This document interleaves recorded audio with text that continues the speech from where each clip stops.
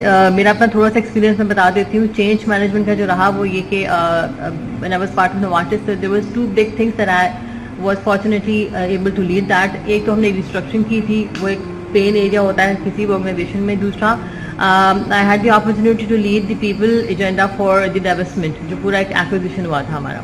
یہ اس طرح کے بڑے چینج تھے جو کہ آسان نہیں ہوتے کسی کے لیے بھی اس کو ایگزیکیوٹ بھی کرنا, اور دوسری طرف اتنا ایموشنل برڈن ہوتا ہے آپ کی پوری آرگنائزیشن میں جس کو کیری کرنا آسان نہیں ہوتا.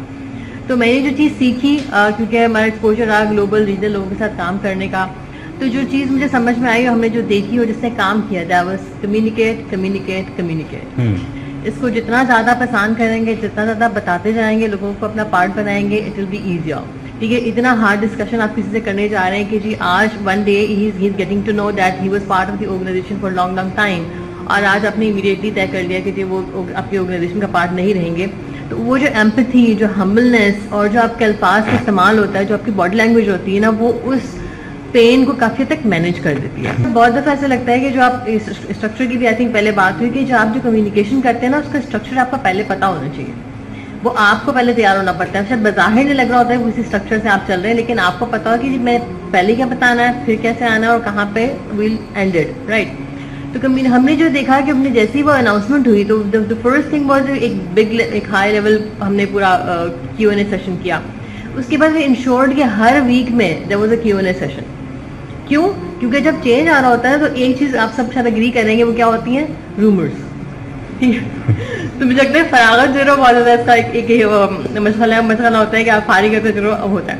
تو کم نمبر ہوتا ہے آپ کی آرگنائزیشن میں. تو پہلی چیز آپ نے چینج میں جتنا بھی لارج اسکیل آپ کر رہے ہو, آج آپ اس کو ڈیجیٹل چینج کے اوپر لے کر آ جائیں.